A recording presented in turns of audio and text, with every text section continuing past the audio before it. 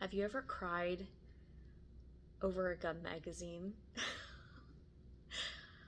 I was just crying over a gun magazine. Hey, this is Sarah Joy Albrecht, and I'm the founder and executive director of the nonprofit Hold My Guns. We partner with gun shops across the United States to provide voluntary firearm storage in times of need. You can learn more about our work, our life-saving work, at holdmyguns.org. So, RECOIL magazine. Hold My Guns is on the front cover. And this has always been one of my favorite firearms magazines to begin with, as a range safety officer and a firearms enthusiast, and always wanting to know the most recent, coolest firearms, and to learn about the people that are making a difference in this industry. RECOIL is one of my favorites, and it's one of those magazines that is like a treat to read. It's a little bit more pricey, but it's really beautiful, and it's like one of those things where if you just want to really treat yourself with a nice gun magazine, this has been my go-to. So to be on the front cover means a lot, first of all.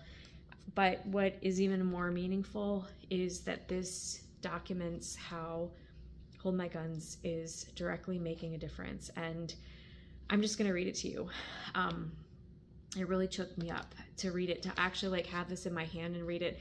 It was great to do the interview. It was great to read it online, but to find this like in the wild while I was traveling in Virginia at a Barnes & Noble, picked it up. It was the first time that I ever saw the paper copy. And so tonight I finally had a moment to just put my feet up and read, and it really got to me. So I'm going to share this with you. All right, so this is talking about Range 54, which is our Hold My Gun storage partner in the Wichita, Kansas area. And something that we do is we encourage our storage partners to collaborate with local first responders so that they can work together and also do some outreach. Malachi Winters, age 46, is a social worker with Wichita's Community Mental Health Crisis Center and has over 20 years of EMS experience. The vast majority of suicide attempts are done in the heat of the moment when individuals are emotional. They're not thinking straight, they're distressed.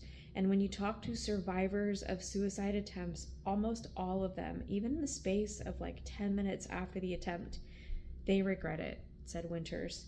The problem with firearms is the chances of surviving a suicide attempt is so much lower than almost any other method.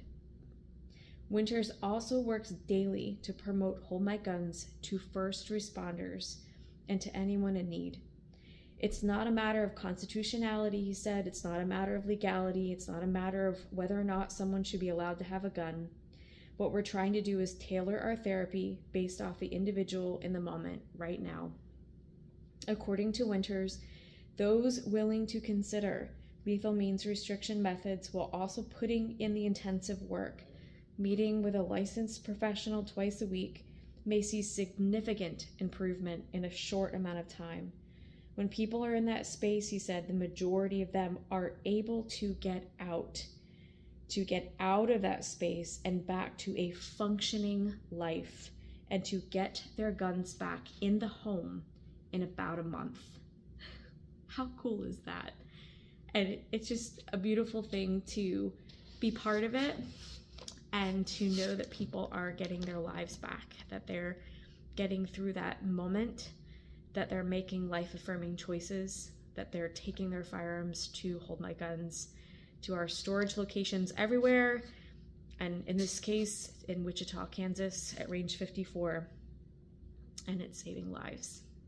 So I'm crying over a gun magazine, and I just wanted to say thank you, all of you, for your ongoing support and encouragement. That means a lot. All right, I'm going to call it a night. Thank you again.